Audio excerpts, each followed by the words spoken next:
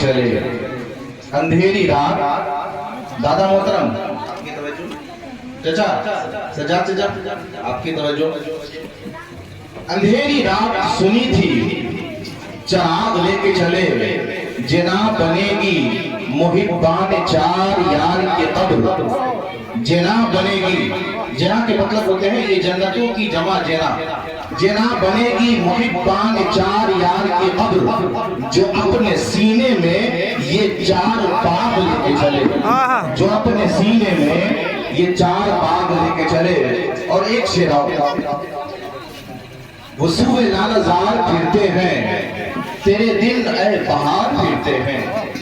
हाय गाफिल वो क्या जगह है जहां पांच जाते हैं चार फिरते हैं। आइए हुसूल बरकत के लिए एक बराबर दुरूद पाक का नज़ानिया क़िदर पेश कर लें। आवाज़ बुलंद पढ़ें, अल्लाहुम्मा सल्ली अला सय्यिदिना शफ़ीअना मौलाना मुहम्मदिन बारिक वसल्लिम सल्लु अलैहि सलातो व सलाम अलैका या रसूलल्लाह सलातो व सलाम अलैका या हबीबल्लाह सल्लल्लाहु तआला अलैहि वसल्लम। कुरान मजीद की एक बहुत ही प्यारी आयत करीमा तिलावत करने का शर्फ हासिल किया और एक हदीस पाक पढ़ी। कुरान मजीद में अल्लाह रब्बुल इज्जत ने इरशाद फरमाया है इज़ा जा अजलहुम। इसका तर्जुमा तो ये है जब उनके अजल या उनकी मौत का वक्त करीब आ जाए, ला यस्ताखिरून साअतन वला यस्तक़दिमून।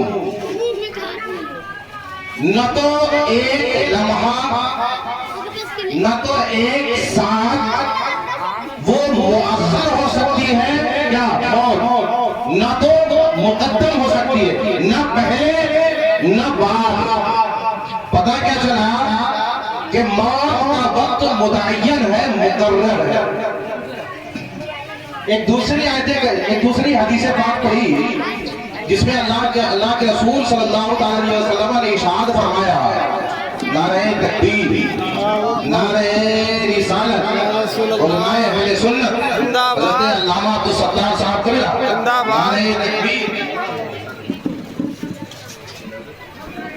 सुभान अल्लाह, सुभान अल्लाह।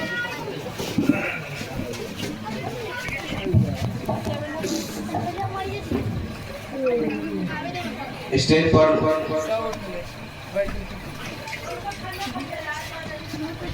जामिया कादरिया मकसूदपुर के शेखुल हदीस हजरत अल्लामा मौलाना अब्दुल सत्तार अहमद रज़वी मद्दज़िल्लहुल नूरानी तशरीफ ला चुके हैं। इनका भी नूरानी बयान समाप्त करेंगे। मुझे भी चंद मिनटों के लिए बर्दाश्त कर लिया जाए। आप तमाम लोगों की तवज्जो चाहता हूँ, हजरत भी तवज्जो फरमा दें। मैं अर्ज़ कर रहा था कि मैंने एक हदीस पाक भी पढ़ी थी और वो हदीस पाक है अक्सरू मिन ज़िक्र हादिमिल लज़्ज़ात यानी मौत। लज़्ज़तों को मिटाने वाली यानी मौत को कसरत के साथ याद किया करें।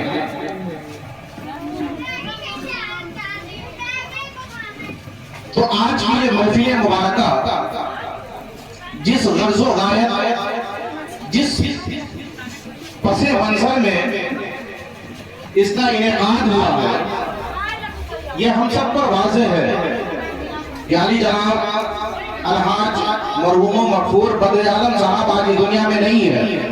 उनके इसाले सवाब के हवाले से ये महफिल चहारम या महफिल मिलाद पाक रखी गई है। आप हमेशा ये सुनते चले आते हैं कि मौत का वक्त मुकर्रर है। मौत एक न एक दिन हमारे और आपके घर आएगी। मौत के लिए आपने सुना होगा कि इंसान के पैदाइश की तरतीब तो मालूम है कि पहले दादा आए थे, उसके बाद वालिद आए थे, उसके बाद बेटा आया था। लेकिन ये कोई नहीं जानता आज की तारीख में कि वालिद पहले आए थे तो वालिद ही पहले जाएंगे। ये कोई नहीं जानता है कि दादा सबसे पहले आए थे, दादा ही सबसे पहले दुनिया से जाएंगे। यानी कि आने की तरतीब तो है लेकिन जाने جانے کی کوئی ترتیب نہیں ہے. آج ہمارے سماج، ہمارے معاشرے، ہمارے سوسائٹی سے آپ نے یہ دیکھا ہے کہ ایک باپ اپنے بیٹے کو اپنے کندھے پر اٹھا کر کے اس کی لاشا کو جنازہ گاہ پر پہنچاتا ہے. آپ نے یہ دیکھا ہے کہ ایک دادا اپنے پوتے کو اپنے کندھے پر اٹھا کر کے قبر کی آماج گاہ تک پہنچاتا ہے. تو اس کے لیے ہمارا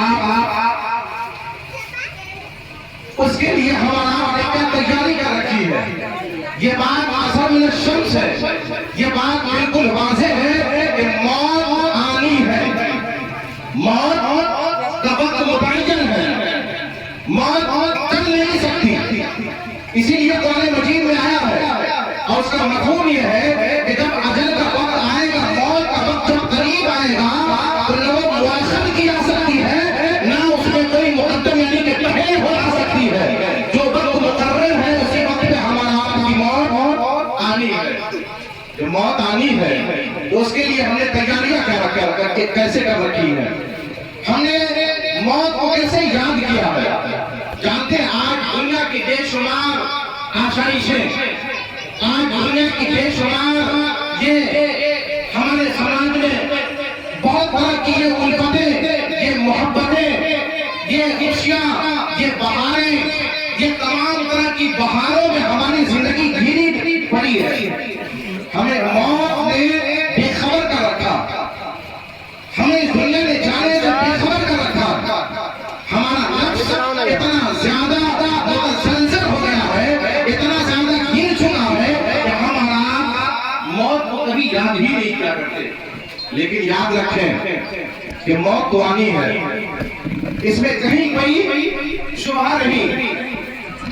موت اور پیدائش کے تعلق سے بے شمار مسائل ہیں. مسائل اصولی ہو یا مسائل عرفی ہو یا فروعی ہو، تمام طرح کے مسائل میں بے شمار مذاہب کا اختلاف تو ہے، لیکن ایک دو ہی چیز ایسی ہے، پیدائش اور موت. اس میں کسی کا کوئی اختلاف نہیں. دنیا میں آپ جہاں کہیں بھی غیر مذاہب کی کتابیں بھی اٹھ کر کے دیکھیں، غیر مذاہب کی کتابوں میں ملے گا کہ پیدائش ہونی ہے اور موت آنی ہے. اس میں کسی بھی مذہب کا، کسی بھی فرقے کا کوئی اختلاف نہیں. جب موت آنی ہے تو ہم لوگوں کو اس کی تیاری کیسے کرنی چاہیے؟ بے شمار آپ نے تقریریں سن رکھی ہے، میں اس طرف نہیں جانا چاہتا، بس اشارتاً ایک بات عرض کرنا چاہتا ہوں کہ جب موت آنی ہے تو ہم موت کو کیسے یاد کریں کہ ہمارے نزدیک موت کی یادیں ہمارے نظروں کے سامنے ہوں گی، یہ دنیا کی محبتیں ہمارے نظروں سے کافور ہوں گی. جب موت کو یاد کریں گے کہ باپ اور اولاد کی محبتیں اس دنیا سے ہمیں مٹتی ہوئی نظر آئیں گی، تو اس کے لیے ہمیں کرنا کیا ہوگا؟ ہمیں موت کو یاد کرنا ہوگا. موت کو کیسے یاد کیا جائے؟ تو موت کو یاد کرنے کے حوالے سے بے شمار حدیثیں پاک ہمارے آپ کے سامنے موجود ہے. ایک حدیث پاک حضرت عائشہ رضی اللہ تعالیٰ عنہا روایت فرماتی ہیں کہ حضور صلی اللہ علیہ وسلم سے ایک مرتبہ حضرت عائشہ عرض گزار ہوتی ہے اور پوچھتی ہے کہ یا رسول اللہ صلی اللہ علیہ وسلم، کوئی شخص ایسا ہے جس کا ٹھکانہ جنت میں شہیدوں کے ساتھ ہوگا؟ ہمارے آپ کے پیارے مصطفیٰ صلی اللہ علیہ وسلم نے ارشاد فرمایا کہ ہاں، وہ شخص جو اپنا ٹھکانہ جنت میں شہیدوں کے ساتھ بنانا چاہتا ہے، وہ آدمی جو اپنا ٹھکانہ جنت میں شہیدوں کے ساتھ بنانا چاہتا ہے، وہ موت کو دن اور رات میں، شب و روز میں 24 مرتبہ یا 20 مرتبہ یاد کیا کرے تو اس کا ٹھکانہ جنت میں شہیدوں کے ساتھ ہوگا. سبحان اللہ. تو ہمارے پاس اعمال تو زیادہ نہیں ہے، ہم نے نمازیں اتنی نہیں پڑھی ہے کہ ہمارے اعمال کا، یہ ہمارے اعمال کا وزن جب میزان عمل پہ تولا جائے گا تو بھاری ہوگا. لیکن ہم اتنا تو کر سکتے ہیں کہ ان تمام اعمال کے ساتھ ساتھ ہم موت کو پورے 24 گھنٹے میں 20 مرتبہ یاد کر لیں.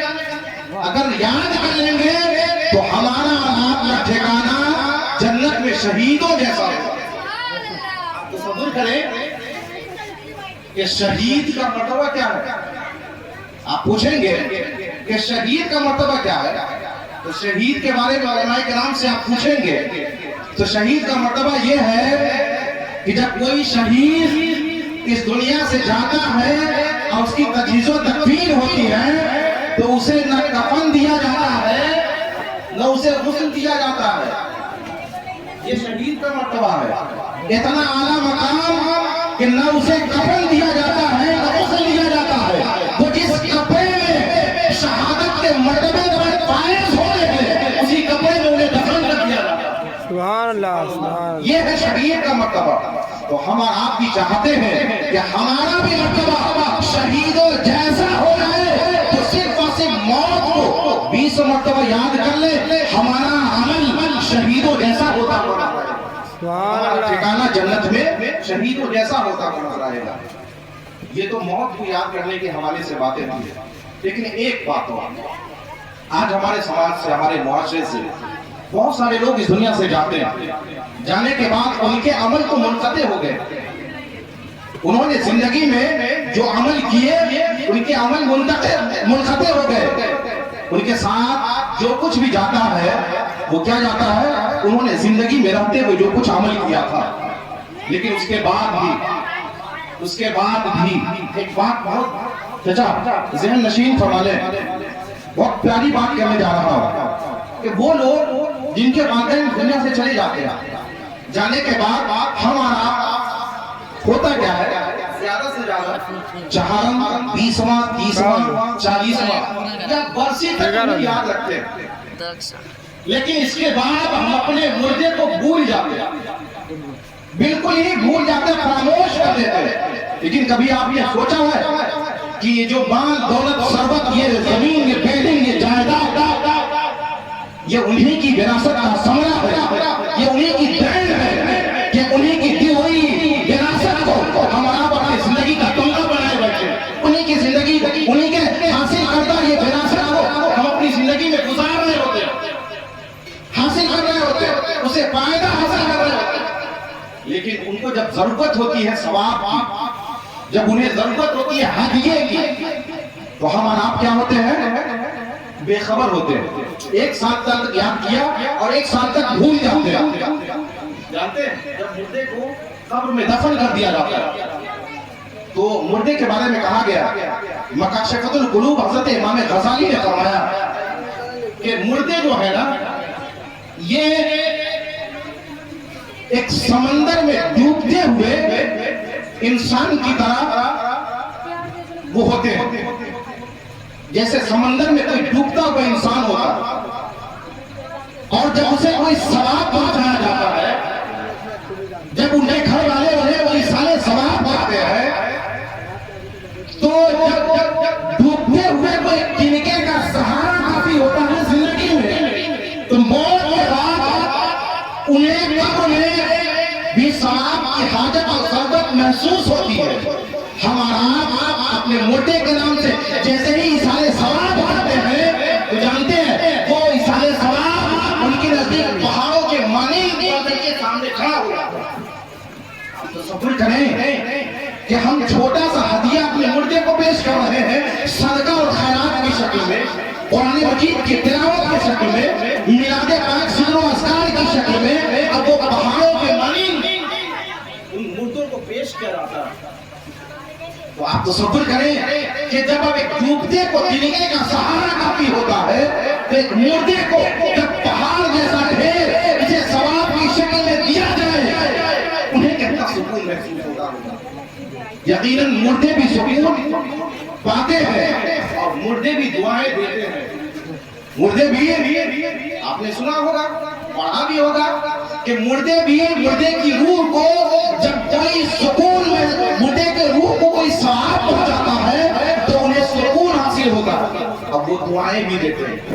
تو ہم نہیں چاہیں گے کہ ہم ان کی اولاد, ان کی وراثت ہم کھا رہے ہیں, ان کی وراثت پر ہم بنے بیٹھے ہوئے ہیں, گھر بنائے ہوئے ہیں اور رہ رہے ہیں, تو کیا ہم ان کی وراثت کو کھا کر کے انہیں ایصال ثواب نہ کیا جائے؟ یقیناً کیا جانا چاہیے، اس لیے کہ وہ ایصال ثواب کے محتاج ہوتے ہیں، انہیں ایصال ثواب کی ضرورت ہوتی ہے۔ یہ میں ان تمام اولادوں سے، اس میں بھی شامل ہوں، ان تمام اولادوں سے جن کے والدین دنیا سے جا چکے ہیں، انہیں چاہیے کہ اپنے والدین کو اپنی زندگی میں کبھی نہیں بھولے۔ عید کا موقع ہو، جانتے حضرت حضور اعلیٰ حضرت امام عشق و محبت فتاوی رضویہ میں نقل فرماتے ہیں، فرماتے کیا ہے کہ 2 ایام اور 4 راتیں، 2 راتیں ایسی ہیں جن میں ہمارے اور آپ کے گھر کی روحیں ہمارے گھر پر آ کر کے دستک دیتی ہے۔ اور 2 ایام کیا ہیں؟ 2 ایام ہیں، ایک یوم عاشورہ 10 محرم الحرام کا دن، 10ویں محرم کو ہمارے مرحومین کی روحیں ہمارے دروازے پہ آ کر کے دستک دیتی ہے۔ دوسرا ایک عیدین، بقرعید اور عید دونوں لکھا ہوا ہے۔ عیدین یہ حدیث پاک نقل کیا ہے حضور اعلیٰ حضرت نے فتاوی رضویہ میں، یہ حدیث پاک ہے۔ کیا ہے کہ عیدین یعنی کہ عید اور بقرعید کے دونوں دنوں میں ہمارے گھر کے روحیں ہمارے دروازوں پہ آ کر کے دستک دیتی ہے۔ پھر اس کے بعد 2 راتیں ایسی ہیں، اور وہ 2 راتیں کیا ہیں؟ ایک رات شب برات، شب برات یعنی کہ 15ویں شعبان کی رات، اور دوسری رات شب جمعہ یعنی کہ جمعرات اور جمعہ کے درمیانی رات، یعنی جمعرات کی رات، جمعرات کا دن گزار کر کے رات میں، جیسے کہ آج یقیناً اس حدیث پاک کی روشنی میں آج ہمارے دادا مرحوم و مغفور بدیعالم صاحب کی روح یہاں جلوہ ہے حدیث پاک کی روشنی میں، اور وہ ہم سے اور آپ سے ایصال ثواب کا مطالبہ کر رہے ہیں۔ یقیناً اگر ہم اور آپ ان کے لیے ذکر خیر کر رہے ہوتے ہیں، ہدیہ کر رہے ہوتے ہیں، صدقہ و خیرات کر رہے ہوتے ہیں، تو ان کی روحیں خوش ہو کر کے جاتی ہیں اور لوگوں کو دعائیں اور ایک جگہ میں نے پڑھا کہ جتنی دعائیں زندگی میں قبول ہوتی ہے ماں باپ کی، اس سے کئی گنا بڑھ کر کے انتقال ہو جانے کے بعد جو دعائیں ملتی ہیں والدین کی طرف سے، وہ زیادہ مقبولیت کی حامل ہوتی ہیں۔ آپ تصور کریں کہ آپ نہیں چاہتے کہ زندہ تھے تو والد کا سایہ تھا، زندہ تھے تو والد کا کرم تھا، ان کے فضل کی بارشیں ہو رہی تھی، تو جانے کے بعد کیا والد کا سایہ نہ رہے؟ کیا والد کے فضل کی بارشیں نہ ہو؟ کیا ان کی طرف سے دعاؤں کا تمہا نہ دیا جائے؟ یقیناً دیا جانا چاہیے، دیا جانا چاہیے۔ ہم لوگوں کے لیے ضروری ہے کہ والد گئے ہیں تو ایصال ثواب کا سلسلہ بند نہیں کیا جانا چاہیے، ایصال ثواب کا سلسلہ جاری رہنا چاہیے۔ اور خاص کر یہ 2 ایام اور 2 راتیں، شب جمعہ عیدین، شب جمعہ شب برات، عیدین عید اور بقرعید کے دن، اور یوم عاشورہ 10ویں محرم کو یقیناً اپنے مردوں کے نام سے، یقیناً آپ یوم عاشورہ میں امام حسین کے لیے آپ لنگر اور سبیل ضرور لگائیں، لیکن اپنے مردے کے نام سے بھی قرآن خوانی ضرور پڑھیں، قرآن کی تلاوتیں ضرور پڑھیں۔ یہ کوئی ضروری نہیں ہے کہ بڑا مجمع اکٹھا کر کے قرآن خوانی کا اہتمام کیا جائے۔ چند احباب کو بلا لیا، مدرسہ کے چند طالب علموں کو جمع کر لیا، اگر آپ کی وسعت 10 لڑکے کی ہی ہے تو جمع کریں، اپنے گھر والوں کو بھی شامل کریں، ان کے حق میں کار خیر اور ایصال ثواب کی نیت سے قرآن خوانی کریں گے، یقیناً وہ روحیں خوش بھی ہوں گی، دعائیں بھی جمعی ہوئی جائیں گی۔ اس کے بعد ہمارا آپ کا یہ عمل ہمیشہ جب تک آپ کی زندگی میں آپ کی روح باقی ہے، جب تک آپ زندہ ہیں، آپ اپنے مردے کو کبھی نہیں بھولے، جہاں بھی رہیں آپ اپنے مردے کے نام سے ایصال ثواب کرتے رہیں۔ ایصال ثواب کے لیے کہتے ہیں، ایصال ثواب کے لیے کہیں سے کہیں رکھ دیا جائے، جیسے کہ ہمارا فاتحہ خوانی کرتے ہیں، سامنے شیرنی، پانی یا پھر دیگر اور مشروبات یا دیگر اور یہ طعام کی چیزیں، کھانے کی چیزیں ہوتی ہیں، تو حضرت غالباً حضرت سعد حضرت سعد یہ صحابی رسول ہیں رضی اللہ تعالیٰ حضور صلی اللہ علیہ وسلم کی بارگاہ خدمت ہوتے ہیں. انہوں نے فرمایا کہ میری والدہ انتقال فرما گئی ہے, ان کے لیے کیا کروں؟ حضور صلی اللہ علیہ وسلم نے مشورہ دیا اور حکم بھی دیا کہ آپ ان کے لیے کنواں کھدوا دیں. حضرت سعد جاتے ہیں, کنواں کھدوا دیا. اب کھدوا دینے کے بعد وہاں پہ کھڑے ہونے کے فرمایا کہ حاضہی لأم سعد, کہ یہ حاضہی اشارہ یہ ہے, یہ اشارہ قریب کے لیے ہے کہ وہاں حضرت سعد کھڑے ہو گئے کہ ہمیں فرمایا کہ یہ کنواں جو میرے سامنے ہے یہ میری ماں کی طرف سے ہے. سبحان اللہ. تصور کریں کہ حضرت سعد رضی اللہ تعالیٰ عنہ یہ اپنے ماں کے لیے ایصال ثواب کار خیر کریں تو کنواں کو سامنے رکھ کر کے کریں. اور ہمارا یا کچھ لوگ یہ کہتے ہیں, ہمارے سماج میں بہت سارے لوگ یہ کہتے ہیں کہ فاتحہ کے لیے ضروری تھوڑی ہے کہ سامنے رکھ کر کے کیا جائے. یقیناً سامنے رکھنا فرض و واجب نہیں ہے, فرض و واجب نہیں ہے, لیکن رکھا جانا چاہیے. اس لیے کہ حضور صلی اللہ علیہ وسلم نے یہ عمل حضرت سعد کو بتایا تھا, حضرت سعد نے کیا تھا. صحابہ کرام کا طریقہ ہمارے لیے حجت اور دلیل. لہٰذا ہمارا بھی فاتحہ کے وقت میں اور قرآن خوانی کے وقت میں سیڑھی سامنے رکھا کرتے ہیں. یہ بھی کہا گیا, یہ تو فاتحہ کے حوالے سے بات تھی. لیکن ایک بات اور کہ ہمارا اپنے مردے کے ایصال ثواب کے لیے میں عرض کر رہا تھا کہ چند احباب کو اکٹھا کر کے قرآن خوانی کریں اور انہیں ایصال ثواب کریں. وقت کی قید نہیں ہے, آج مردے کو ضرورت ہے ایصال ثواب کی. مردے کو, ہمارے گھر کے مرحوم کو ثواب کی ضرورت آج ہے. ہم انتظار کریں گے 20واں کا نہیں, بلکہ جب ثواب کی ضرورت ہو تب تک ثواب پہنچایا جانا چاہیے. ہمیں معلوم نہیں انہیں کب ثواب کی ضرورت ہے, لہذا ہم سے ہو سکے پورے 40 دن پورے سال ان کے نام سے قرآن مجید کی تلاوت کرتے رہے. یقین اگر ایسا کریں گے ہمارے گھر کی روحیں خوش بھی ہوں گی, دعائیں بھی دیتی ہوئی نظر آئیں گی. ایک بات اور کہ ہمارا کو قبرستان ضرور جانا چاہیے, اپنے مردے کے قبر پر ضرور جانا چاہیے. اور قبر پہ جانے کے بے شمار فوائدات بیان کیے گئے ہیں.